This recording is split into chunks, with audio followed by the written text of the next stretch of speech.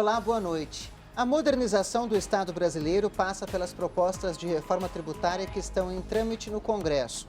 Mas como essas mudanças podem afetar os cidadãos, as empresas, o emprego e a economia do país? E é sobre isso que a gente conversa hoje no Brasil em Pauta Especial sobre a reforma tributária.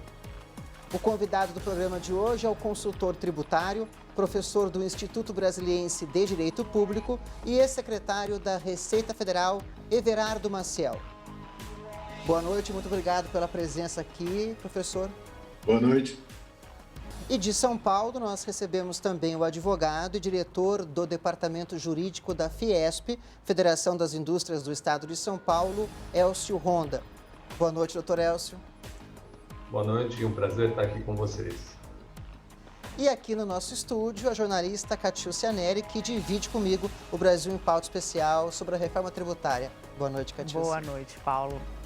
Cati, já passo para você a palavra para conversar com os nossos entrevistados. Hoje a gente tem aqui dois especialistas no assunto que debatem o tema há muito tempo, então devem ter aí um diagnóstico bem claro do que é hoje o sistema tributário no Brasil. Eu vou começar com o doutor Everardo, professor Everardo. O senhor tem mesmo esse diagnóstico? Nós temos um sistema tributário brasileiro problemático, sim ou não? A pergunta vai primeiro para o Everardo, depois para o Ronda. Bom, todo sistema tributário tem problemas. Todos os tributos do mundo, todo o tempo tem problema. Reforma tributária não é um evento, não. Reforma tributária é um processo.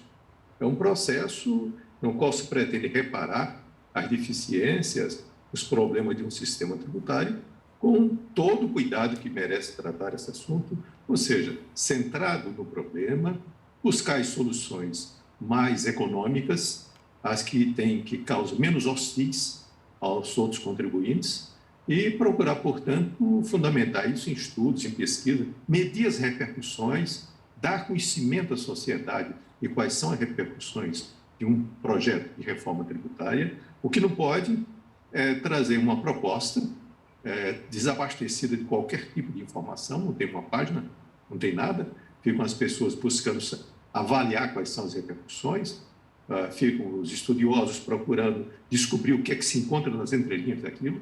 Quer dizer, diferentemente, eu comentava antes do início dessa entrevista com o meu amigo Elcio Ronda, quando nós vamos olhar os estudos que precederam a reforma dos anos 60, ou do Código Tributário Nacional, você tem estudos de 600 páginas, passaram 10 anos estudando minuciosamente, trouxeram especialistas estrangeiros para debater e procuraram construir uma solução harmônica e uma solução politicamente viável. Ronda, queria ouvir você agora sobre a mesma questão. Olha, o sistema tributário brasileiro é muito complexo, né? Nós recebemos muitos questionários lá na Fiesp, são a medida de empresas que vêm se instalar, e quando chega no quesito, o quesito mais difícil é o sistema tributário brasileiro, né? O Banco Mundial já fez algumas análises, né, do sistema brasileiro e nós estamos pessimamente posicionados. É um relatório chamado PENTEX. E nós estamos em posição de 184 de 190, né? Então, não só a carga tributária, mas o grau de complexidade das obrigações acessórias, né, onde você chega a gastar quase 1.500 horas por ano só para fazer o compliance da obrigação tributária, é um sistema que realmente está muito arcaico, muito custoso e uma carga tributária muito, muito alta. Então, efetivamente, precisaríamos ter realmente uma harmonização, um aperfeiçoamento do sistema. Agora, concordo com o Everardo, né? Nós precisamos ter uma reforma de um ponto de vista mais profundo, né? Nós não podemos ter puxadinhos como a gente sempre está acostumado a fazer em termos de reforma. Se é uma reforma, nós precisamos fazer ela de forma profunda e de forma eficiente. Bacana. Doutor Everardo, doutor Elcio, quando a gente pensa na reforma tributária, um desafio nosso aqui do programa é também aproximar esse tema das pessoas, dos cidadãos, das pessoas comuns. Não pensar só na questão do mundo empresarial e nas diferenças que isso vai ter para os empresários, facilitando, por exemplo, o recolhimento de impostos. Eu queria que tanto o doutor Everardo quanto você, doutor Elcio, explicasse para o telespectador como que uma reforma tributária pode repercutir no bolso de cada uma das pessoas que está assistindo esse programa agora. Olha, nós temos que pensar, evidentemente, que qualquer reforma que é feita no sistema tributário tem repercussões mais diversas. O contribuinte, o verdadeiro contribuinte, são as pessoas físicas. As pessoas físicas são contribuintes, nem sempre de direito, às vezes só de fato, por meio dos preços, por meio dos impostos patrimoniais, por meio da tributação da atividade laboral, por meio da atividade de investidor do mercado financeiro ou de sócio. Então, quando se fala assim, tributação da produção, tributação não é tributada, tributação recolhe impostos. Quem paga imposto é o consumidor, no final da linha. Então, o que cabe ver é o seguinte, essas propostas, elas estão, primeiro, aumentando, fazendo uma grande redistribuição de carga tributária. Então, alguns setores saem privilegiados e outros saem prejudicados. Então, vamos pegar, por exemplo, a proposta de contribuição sobre bens e serviços. Ela afeta diretamente 750 mil contribuintes que estão no lucro presumido, afeta o agronegócio, afeta o setor de telecomunicações, afeta também o setor de radiodifusão, também é alcançado por isso, o livro é alcançado por isso, e há uma redução de carga tributária de alguns segmentos industriais de cadeia longa. A grande questão é dizer o seguinte, quando vamos repercutir sobre os contribuintes que estão no lucro presumido, então vamos pensar em escola, vou pensar em saúde. Então, hoje eles são tributados com PIS/COFINS com alíquota de 3,65. Passa a ser tributado com alíquota de 12. Só existem duas possibilidades. Ou reduz a margem, que é pequeníssima, desses estabelecimentos, ou há um aumento da mensalidade escolar, um aumento da consulta médica. Então, nós estamos pretendendo reduzir carga tributária de geladeira e aumentar a de escola, aumentar a de livro, aumentar o serviço de saúde. Quer dizer, eu definitivamente não acho isso razoável. Vamos pensar no agronegócio. O agronegócio, ele não tem contabilidade, 98% dos produtores rurais brasileiros são pessoas físicas, eles produzem e transferem para a indústria processadora, que, por sua vez, não vai pagar IPI. Ela, então, toma um crédito, porque no pagamento do imposto para o produtor rural, um crédito presumido que varia de 40% a 60%. Esse crédito presumido é reduzido para 15%. Então, só vai acontecer uma dessas coisas. Ou vai aumentar, ou reduzir a margem do produtor rural, ou reduzir a margem do industrial processador da matéria-prima de origem animal ou vegetal, ou aumentar o preço de alimentos. Mas em troca de que isso? Estou fazendo uma fusão de PIS e COFINS para simplificar. Mas isso é uma coisa completamente sem sentido. PIS e COFINS têm a mesma legislação, são pagos com o mesmo DARF, mesmo documento de arrecadação. Então, definitivamente não é isso. Bom, se são a mesma coisa, em que eles se diferem? Se difere a destinação do recurso. O PIS financia o abono salarial, o seguro-desemprego, o BNDES, e a COFINS é uma das fontes de financiamento da Seguridade Social. Então, salvo se existe uma agenda oculta, que, na verdade, quer acabar com o abono salarial, fazer qualquer coisa desse tipo, porque, por outra razão, não se explica. Não tem nexo isso. Eu defendo, com toda a convicção, de que a tributação no consumo deve ser informada pela essencialidade, pela seletividade. Então, há produtos que têm que ter uma tributação mais elevada, há tributos que têm que ter uma tributação menos elevada em função de sua essencialidade para a sociedade, que, afinal, quem está pagando o imposto é o consumidor, eu, você, todos que estamos ouvindo, são os verdadeiros pagadores, os contribuintes de fato de tudo isso. E vejo também outra coisa seguinte, para simplificar, eu vejo o PIS/COFINS, para você determinar o imposto, você faz uma conta de multiplicar no regime cumulativo, uma alíquota para uma base de cálculo, uma conta de multiplicar. Agora tem que ter um sistema de contabilidade integrado com a escrituração, estabelecendo situações que envolvem aproveitamento de crédito e não aproveitamento de crédito. Portanto, é uma coisa extremamente mais complexa do que o que existe hoje. Portanto, o que eu vejo é o seguinte, é uma dissonância completa entre o discurso e o ato. Ao dizer que quero simplificar, torna mais complexo. Ao pretender, eu não tenho nada contra a redução de carga tributária de qualquer setor, mas não pode reduzir a carga tributária de um setor às expensas de aumento de carga tributária de outro setor. A princípio, a teoria da alíquota única é uma teoria que dá um sistema mais regressivo que alguém possa conceber. É isso que mostram todos os estudiosos do mundo, inclusive os estudos mais recentes, menos de um mês passado, publicados pela OCDE, mostrando que a Nova Zelândia e o Chile, que tem a alíquota única em relação ao IVA, são os sistemas mais regressivos do mundo. Doutor Everardo, o nosso tempo desse primeiro bloco está quase acabando. A gente precisa ouvir agora também a posição do Honda a respeito disso que o Paulo colocou, como é que essa reforma tributária influencia diretamente na vida do cidadão. Senhor Honda, por favor. O importante é a pergunta, porque ela influencia quem realmente são os pagadores, somos nós, né? Nós como contribuintes e como tomadores de serviços e bens. E a carga brasileira, ela é altamente regressiva. E nós estamos falando de propostas que estão privilegiando a reformar a tributação do consumo. E a carga regressiva significa que quanto menor o salário, mais eu gasto com consumo. Então, quanto menor o salário, é tudo por consumo. E realmente a tributação sobre o consumo está uma tributação absurdamente elevada. Então, hoje não tem uma discussão, não há uma proposta que se discuta a carga tributária por completo, né? Focando muito nessa questão do consumo, como se o IVA fosse a grande solução, né? Com uma característica que o IVA seria uma grande solução. Eu acho que a palavra que a gente tem que ter é simplificação. Né? A carga tributária tem que simplificar. Ela tem que simplificar, ela tem que fazer a diminuição. E ela, quanto mais complexa, mais alta ela acaba ficando. Né? Enquanto você hoje não sabe nem quantificar qual é a carga tributária de um produto, porque ele é tão complexo, depende até de local que ele vai se instalar, isso até é anticompetitivo. E por incrível que pareça, eu tenho mercados que estão hoje diminuindo por conta da informalidade, que prefere uma carga tributária alta e complexa.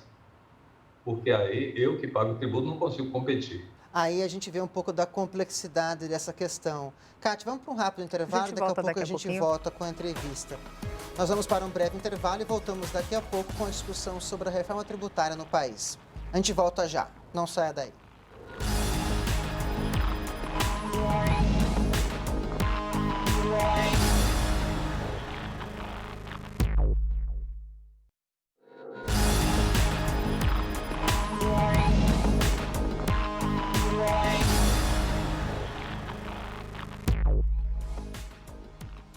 Estamos de volta com o Brasil em Pauta Especial, Reforma Tributária, que hoje discute as mudanças na economia do país a partir desta reforma. Eu retomo com uma pergunta para ambos, doutor Honda e doutor Everardo. Qual seria, então, uma proposta viável de reforma tributária no Brasil? Primeiro doutor Honda, depois doutor Everardo. Olha, eu acho que essa é a pergunta de $1 milhão, né? Eu acho que essa é a pergunta que todo mundo pagaria um big prize aí para ter. Se houvesse uma reforma fácil, já teria sido realizada.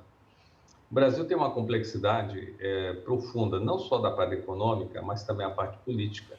E nós temos alguns tributos que são muito difíceis de você mexer, né? Então, por exemplo, o ICMS é um dos nossos principais problemas, é a principal fonte de arrecadação dos estados. Sem você fazer uma discussão da partilha, do Pacto Federativo, é difícil você mudar o ICMS, tirando o poder dos estados para poder fazer os seus investimentos em política.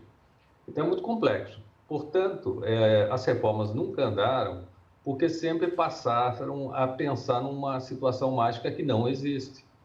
O que existe seria... O nosso sistema não é ruim, nosso sistema precisa ser aperfeiçoado. Nosso sistema, acabou sendo, vamos dizer, de várias formas, sofreu metamorfoses, né, dentro do seu próprio sistema, criaram essa complexidade. Por exemplo, vou dar um exemplo, o ICMS, esse é o nosso principal problema. Ele deveria ser uniforme, já há previsão dele ser uniforme, ele não é. Então, se ele tivesse a uniformidade, já tivesse a tributação indo para o destino, e é fácil ir para o destino, é só você diminuir a alíquota interestadual, que é uma resolução do Senado, já seria um grande avanço, né? Seria um grande avanço para simplificar, para que o Estado pudesse fazer ou ter a legislação de ICMS dentro do seu próprio Estado. As outras questões sobre tributos federais sobre consumo, é aperfeiçoar, não precisava criar uma nova tributação de PIS e COFINS. Sempre quando você cria um novo tributo, você cria novos conceitos, novos faturadores, novas definições. Então, sempre gera um novo contencioso. Aperfeiçoa aquilo que já tem. Eu acho que você não pode perder conquistas. nós partimos sempre do pressuposto que reforma você tem que jogar tudo e fazer uma coisa nova. Esse é o nosso grande problema e perdemos chances de aperfeiçoar aquilo que a gente sabe quais são os problemas. Se a gente estivesse aperfeiçoando os problemas, eu preferia estar discutindo o aperfeiçoamento do que estar discutindo uma solução mágica.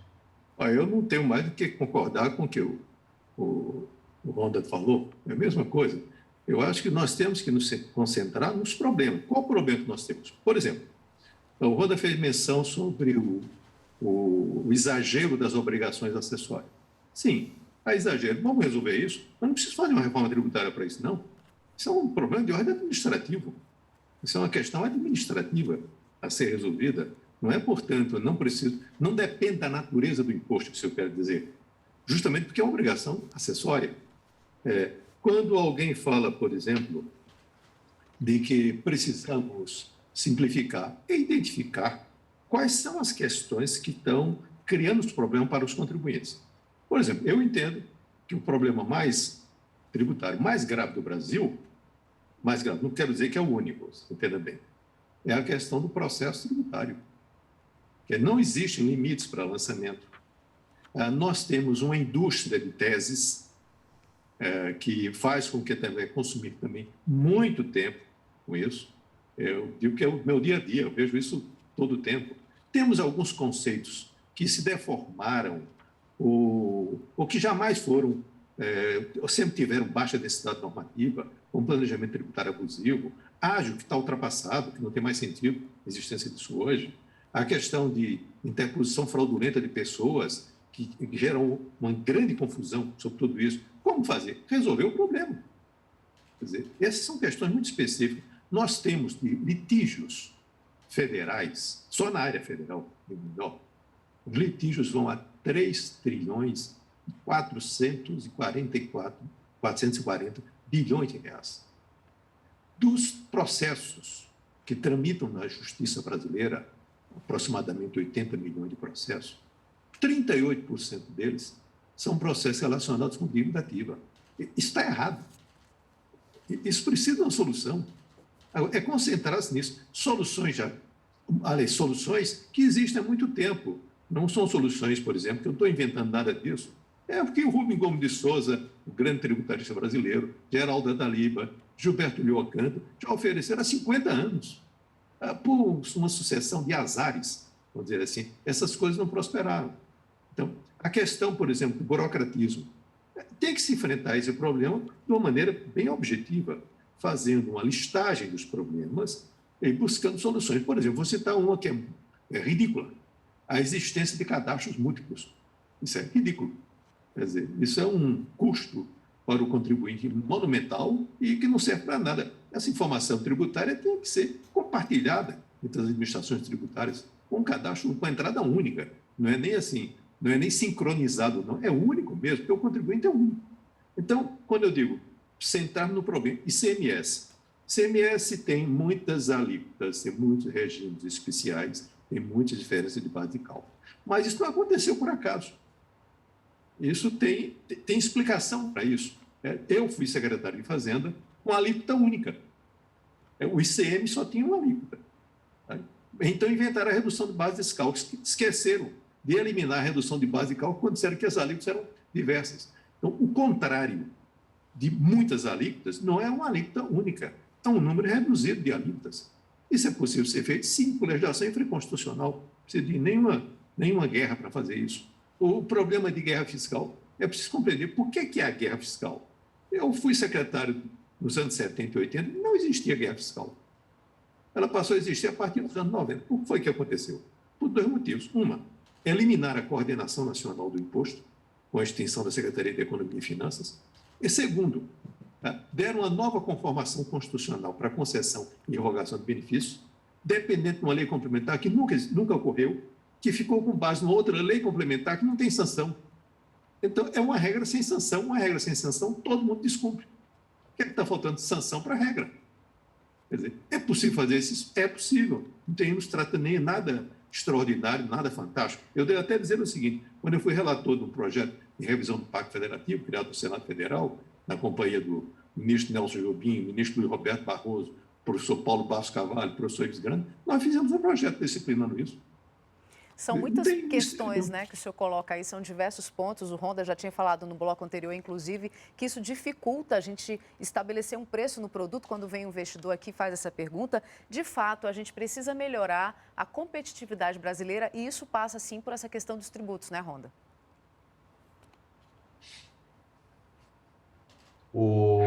Esse é o nosso grave problema, né? Principalmente o problema que sai da órbita tributária e entra na órbita concorrencial. Hoje, infelizmente, nós estamos vivendo um problema grande concorrencial interno dentro do Brasil, com alíquotas diferenciadas. E o grande problema desse ponto é o ICMS. Hoje, eu volto a insistir, o ICMS é o nosso principal ponto de atenção. Ele deixou de ser um imposto estadual há muito tempo. Ele passou a ser um imposto nacional, só que com bases diferentes, alíquotas diferenciadas, regimes especiais, com causa um sério problema concorrencial, né? E depois tudo piorou com o advento da substituição tributária indiscriminada, né? A substituição tributária, então, é a exceção da não cumulatividade, né? Nós estamos brigando pela não cumulatividade, ICMS, a exceção é a não cumulatividade, está tudo na substituição tributária. É uma margem atribuída, uma margem fictícia atribuída, e ali você presume a arrecadação. Tem uma simplificação da arrecadação, ser mais fácil arrecadar da indústria. Agora, isso é custo.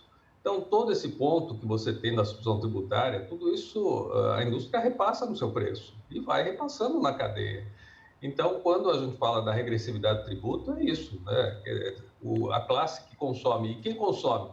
A classe que tem mais poder de consumo, que consome toda a sua renda, é a classe mais baixa, né? Você consome 100% de um salário mínimo. Então, infelizmente, vai ser muito difícil a gente mudar esse conceito, principalmente por conta desse ponto aí, citado até pelo Everardo, é o Pacto Federativo. Sem discussão do Pacto Federativo, não se faz essa reforma nesse âmbito como a gente está querendo. O crescimento econômico do Brasil passa por uma reforma tributária ou passa por outras questões, doutor Everardo? Muitas questões. Eu vou dar um exemplo de uma coisa muito simples e contundente. O Fundo Monetário Internacional, em novembro do ano passado, estimou que 160 países do mundo, no ano 2020, iriam ter aumento de renda per capita. O Fundo Monetário Internacional, em maio de 2020, portanto, menos de 6 meses depois, concluiu que não, isso não era verdade. Que 170 países, portanto, 160 mais 10, iriam ter perda de renda per capita. Então, portanto, dizer o seguinte, o crescimento econômico é uma combinação de uma montanha de variáveis. É evidente que a tributação é uma variável, mas não é a única, nem necessariamente a mais importante. Doutor Elcio? Eu acho que são vários pontos mesmo, e carga tributária é um dos pontos graves que nós temos aí para fazer o destravamento. Agora, há uma falsa impressão que se passa de que basta a gente aprovar uma PEC para tudo estar resolvido no dia seguinte, né? Não é o ledo engano, né? A PEC é uma fase só. Você ainda vai ter uma grande discussão sobre leis complementares, leis ordinárias.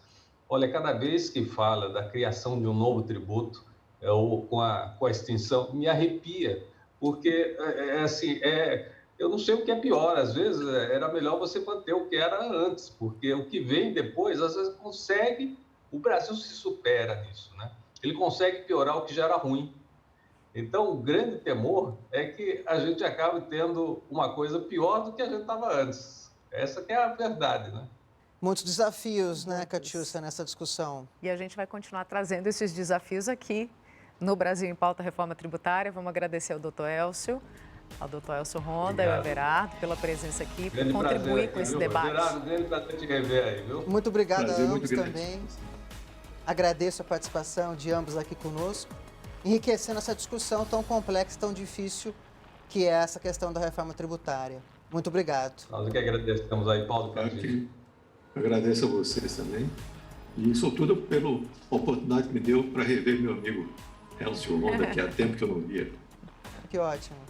E para saber mais sobre o nosso programa ou quiser rever essa ou outras entrevistas, siga nossas redes sociais ou baixe o TV Brasil Play.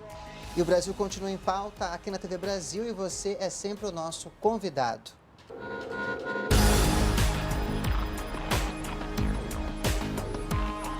Yeah.